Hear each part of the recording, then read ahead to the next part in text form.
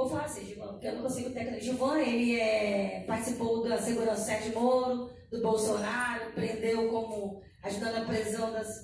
Pode falar não? Pode não, gente. Então, tudo bem, é segredo. E aí ele vai falar sobre a prisão de segunda instância, que é a manifestação é dia 8. Então, o nosso tema é esse que está acontecendo aí nas pautas nacional. Desculpa aí pela relação, porque a segurança pública não é a minha parte. Mas educação. Os slides.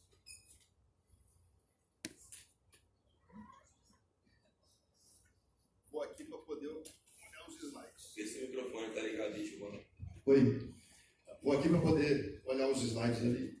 Primeiramente,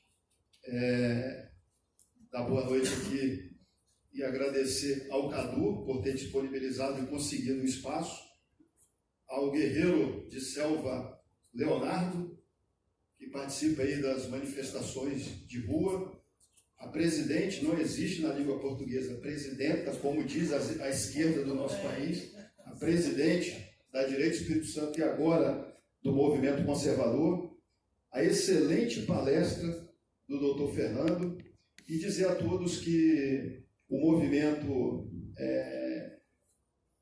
dos monarquistas são aliados, sim, do movimento conservador. Está aqui o nosso representante, o Ricardo, dizer que o movimento monarquista aí caminha lado a lado conosco. Vamos lá. Corrupção, violência, impunidade, crime organizado, lavagem de dinheiro, tráfico de drogas, são os termos que acontecem no nosso país. Nas últimas semanas, nós observamos o Supremo Tribunal Federal analisando a questão da prisão após a condenação em segunda instância. E muitos militantes de esquerda dizendo que quem apoia... E outra coisa, em todos os órgãos federais, estaduais, municipais, foram contaminados com militantes com ideologia socialista e comunista. Ministério Público Federal, Justiça Federal, universidades federais, Supremo Tribunal Federal, tanto que dos 11, 7, 8 ministros foram colocados pelo PT. A ideia aqui não é dar aula de direito, a ideia aqui é trazer subsídios para vocês, para que consigam debater, porque o que eles falam? Quem defende a prisão em segunda instância é contra o Estado Democrático de Direito, é contra as leis, é fascista, é intolerante, e eu vou provar, mostrar dentro da Constituição Federal que a prisão em segunda instância é totalmente dentro da Constituição, dentro das leis, e não tem nem fascismo, nem intolerância. O ministro do Supremo Tribunal Federal, Marco Aurélio, ele disse: as polícias e a justiça de primeira instância querem prender para depois julgar. Isso é mentira, e eu vou mostrar com dados. O ministro Gilmar Mendes criticou o Ministério Público, criticou a Polícia Federal, criticou os juízes de primeira instância, criticou o ex-juiz federal e hoje ministro da Justiça, Sérgio Moro, dizendo que não podemos viver num estado policialesco. O direito, ele não pode fugir da realidade do país. Então, o que acontece? Lá na Holanda, na Alemanha, nos Estados Unidos, as leis de lá levam em consideração a realidade do país. Qual é a realidade que nós vivemos aqui no nosso país? Passa o slide. Eu peguei só alguns dados, porque aqui eu tenho que ir correndo para não avançar. Mas isso aqui dá um fórum de segurança pública, eu poderia ficar falando aqui por 2, 3 horas. Homicídios, 60 mil homicídios. Está baixando agora com o novo governo. Se você pegar a guerra da Síria, do Afeganistão e do Kuwait e Iraque juntos, não dá isso. Estupros. Mais de 66 mil, e pouca gente toca nesse assunto. Mais de 66 mil estupros por ano. Significa dizer que hoje, até meia-noite, serão estupradas no nosso país 183 mulheres. 183 mulheres serão estupradas hoje. E nós sabemos que são dados subjugados ali. Por quê? Porque muitas não vão. E aí a gente vê ministros do Supremo Tribunal Federal dizendo que vivemos num estado policialesco e querem garantir mais ainda a impunidade do nosso país. E mais outro detalhe, além de ser 183 mulheres estupradas hoje, 60% delas têm menos de 13 anos. A impunidade do nosso país, nós temos que cobrar o fim dela. Assaltos e furtos, mais de 2 bilhões por ano. A cada minuto. A gente está aqui, o doutor Fernando palestrou, foram assaltados 45, 50 pessoas tendo seu carro roubado. Isso é estado policialesco? Ou vivemos num país da impunidade, da corrupção, da roubalheira, da imoralidade? E cabe a cada um de nós cobrarmos do seu deputado, cobrar da justiça. Domingo estaremos indo para as ruas novamente, cobrar do Congresso Nacional a aprovação da PEC da prisão em segunda instância. Roubo de celular. Aquele bandido, que eu me recuso a citar o nome dele, saiu da prisão e disse que tem pena dos jovens que assaltam o celular em ponto de ônibus e são presos. Tinha que ser preso e colocar na prisão para trabalhar. Mais de 47% da população já teve seu celular assaltado, já sofreu assalto. Eu, na minha vida, com 20 anos, sofri um assalto, tenho 43, e depois que virei policial, sofri 2 tentativas. Depois que eu virei policial, foram só tentativas. Não ficou bom para eles. Mas foi assaltado uma vez e 2 tentativas. Eu acredito aqui que várias pessoas, se não for vocês, da família de vocês, já sofreram algum tipo de violência. Vou passar. Volta um pouquinho. Eu vou mostrar para vocês o que eu quero mostrar aqui. A impunidade do nosso país, onde ministros do Supremo Tribunal Federal, alguns se achando semideuses, que vivem fora da realidade, assim como diversos políticos vivem fora da realidade porque vivem dentro de um condomínio de luxo, porque tem seus seguranças, tem seu carro blindado. E a impunidade, o combate à corrupção que cada um de nós temos o dever de cobrar. Vou mostrar aqui o vídeo ali.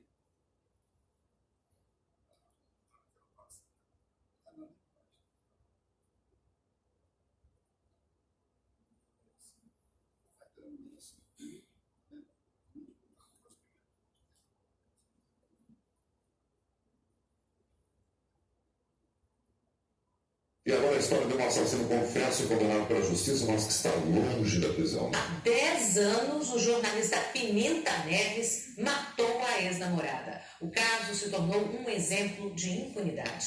O protesto das mães, hoje no centro de São Paulo, pediu pressa na condenação de acusados por assassinatos. A data é um marco para outra família. Há 10 anos, o jornalista Pimenta Neves matou a colega de trabalho Sandra Gomide. Inconformado com o fim do relacionamento, planejou e executou com 2 tiros a ex-namorada. Ele confessou o crime e foi condenado, mas teve a chance de recorrer da sentença em liberdade e conseguiu multiplicar recursos e ganhar tempo. O último deles ainda aguarda julgamento no Supremo Tribunal Federal, em Brasília. Pimenta tem o direito de recorrer e está solto porque, enquanto não houver uma sentença definitiva da culpa, não vai para a prisão. Se perder em todas as instâncias da justiça, o jornalista deverá cumprir 15 anos de cadeia. Apesar de estar com 73 anos, a idade não altera a pena. Pouco adiantará o Pimenta ser condenado a 18 anos, 19 anos e não ter uma vida útil compatível para cumprir essa pena. Para os juristas, não são as inúmeras possibilidades de recursos previstas pela legislação que adiam os resultados das sentenças que, de fato, vão condenar ou não os acusados. O que fortalece ainda mais a sensação de impunidade é a lentidão no julgamento dos processos. O Pimenta Neves não é exceção. A regra no Brasil é a lentidão dos processos. Eu posso te assegurar que existem inúmeros processos que duram até muito mais tempo do que o estágio que o caso de Pimenta Neves está. Por e-mail, a defesa do jornalista Pimenta Neves diz que o importante é que os prazos sejam... O crime foi em 2005. Ele matou a namorada por ciúme. O pai dela sofre... Começaram a ser julgados... O pai dela sofre até hoje depressão e síndrome do pânico. Todos nós aqui, a maioria, tem filhos. Ele confessou o crime. Ele não negou. Ele chegou lá na justiça. Matei mesmo. 10 anos se passaram. Por quê? Porque estava vigorando, o Supremo mudou o entendimento, a proibição de prisão em segunda instância. Só após o trânsito em julgado, como era milionário, só no STJ foram 28 recursos. Embargo de declaração, embargo dos embargos, e aí por aí vai. Ele confessou o crime, ficou 10 anos solto. Por pouco não prescreve. Ao 2. Assassino, confesso.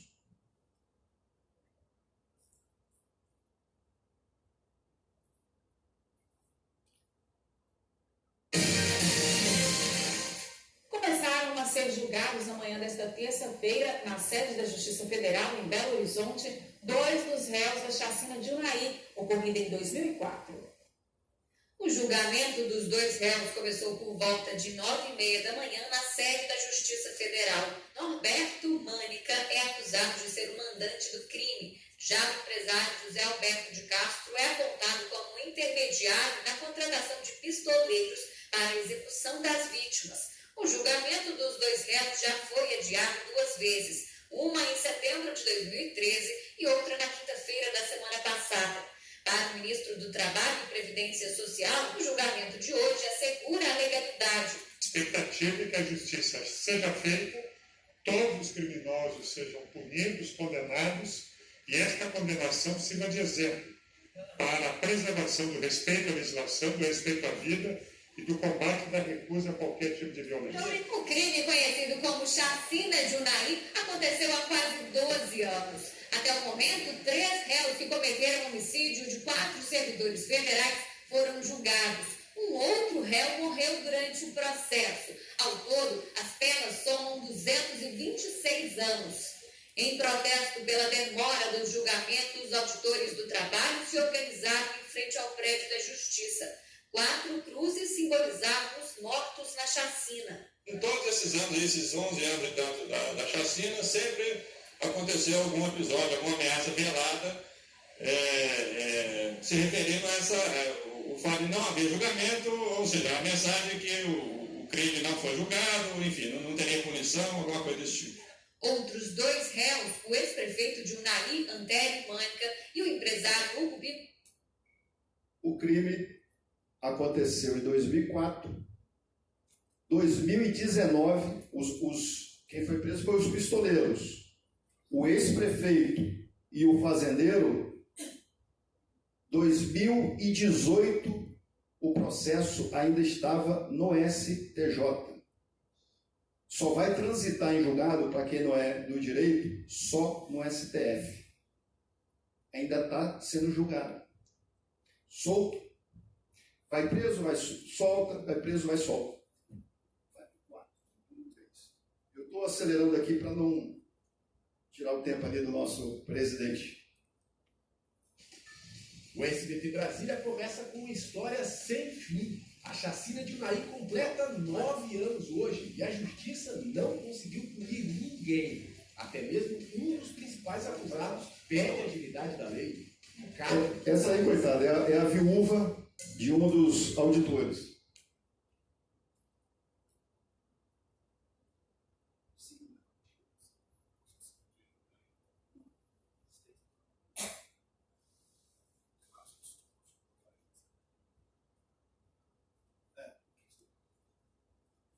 Um outro caso de estupro que chocou o país está completando 1 ano hoje. Depois de violentadas, 4 adolescentes foram jogadas em um penhasco no interior do Piauí. Daniele Rodrigues, que tinha 17 anos, morreu no hospital. Você quer passar para quê? Para medicina veterinária. Eu sempre gostei. A menina que hoje projeta o futuro prefere não falar do crime brutal de que foi vítima. Hoje ela vive com os tios em Teresina. Em 27 de maio do ano passado, ela e 3 amigas tiravam fotos neste local, um ponto turístico afastado do centro de Castelo do Piauí, a 190 quilômetros de Teresina. Foram surpreendidas, torturadas e abusadas antes de serem arremessadas de uma altura de 10 metros. 5 homens, 4 deles menores de idade, foram responsabilizados. Neste vídeo gravado pela polícia, o adolescente Gleison Vieira confessa que participou dos estupros e entrega os outros agressores. Quando as meninas subiram, Adão abordou a menina com a arma e forçou elas a ter relação sexual com ele. Gleison foi espancado até a morte pelos outros menores acusados no centro de internação em Teresina. Adão...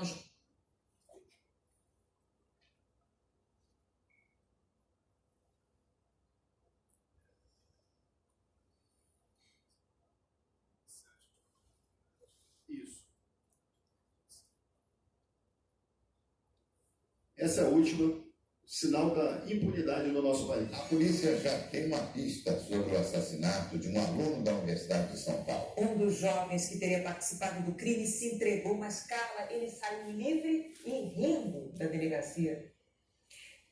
Rindo, Renata, que absurdo. Rindo e colocando a culpa na vítima.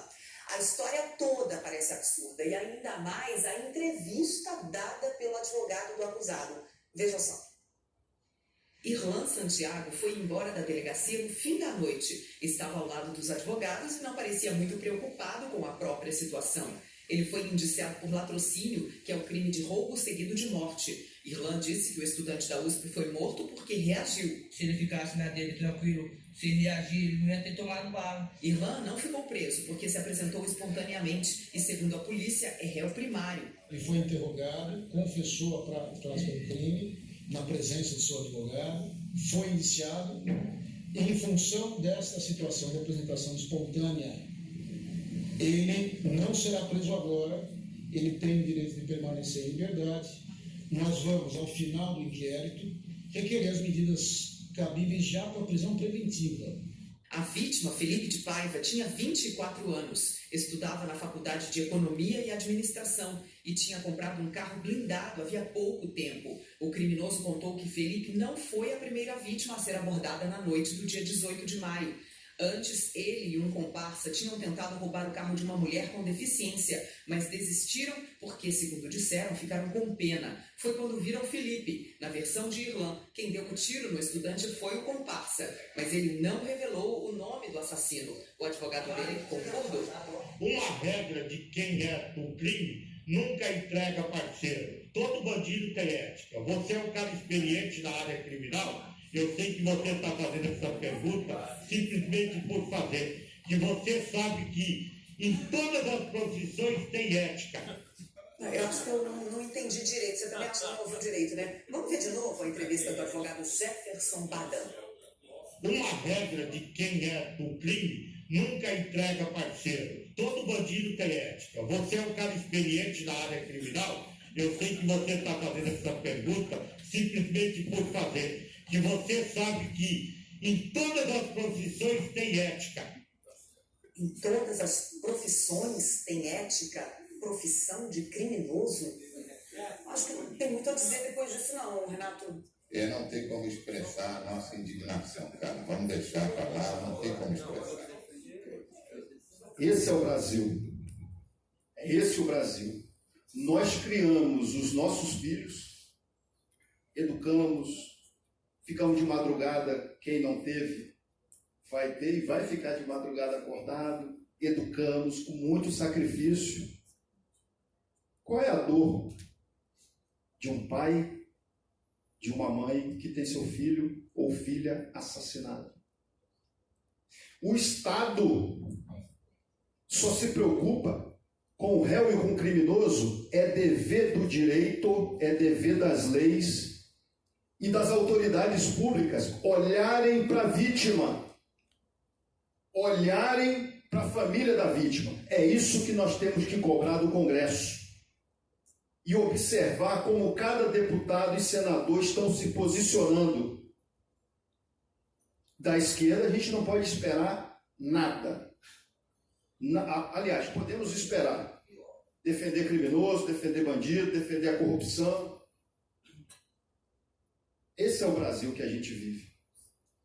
E aí nós vimos ministros do Supremo Tribunal Federal fora da realidade, como se... Por que eu mostrei esses vídeos? Não foi para causar polêmica ou impressionar, não. Foi para mostrar que a decisão do STF não condiz com a realidade que a gente vive.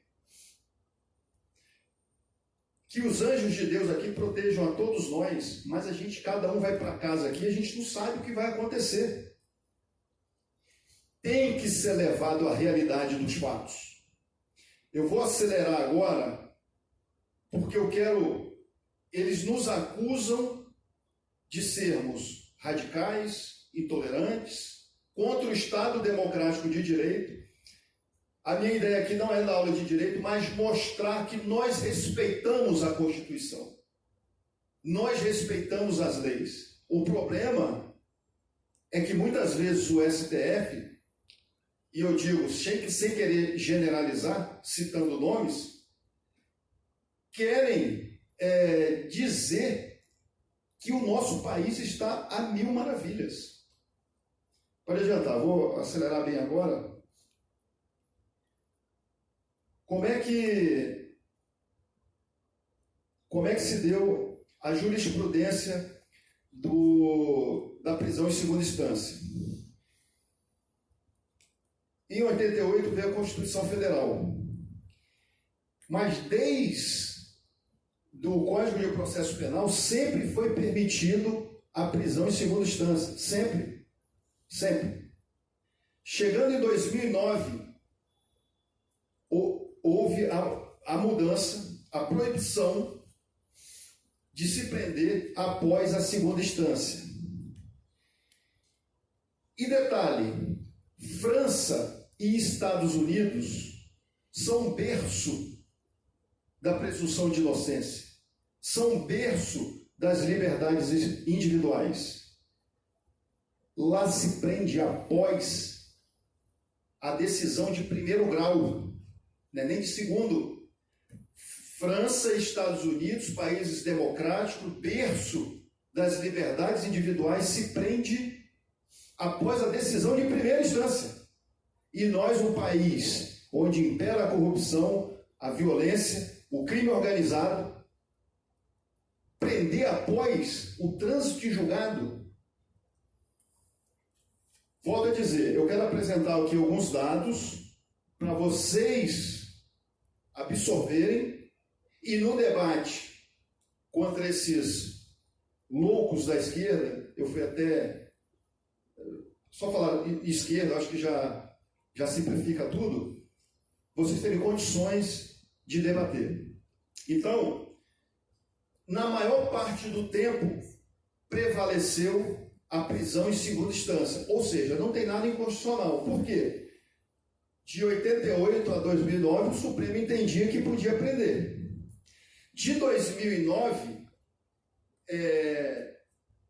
mudou o entendimento. Quem votou a favor de mudar, de proibir a prisão em segunda instância? Marco Aurélio, Celso de Mello, Lewandowski, e por aí vai. Quem foi a favor? Joaquim Barbosa, Carmen Lúcia, uma outra mulher lá que agora eu esqueci o nome. Não. Ellen Grace. Foram a favor. Foi antes.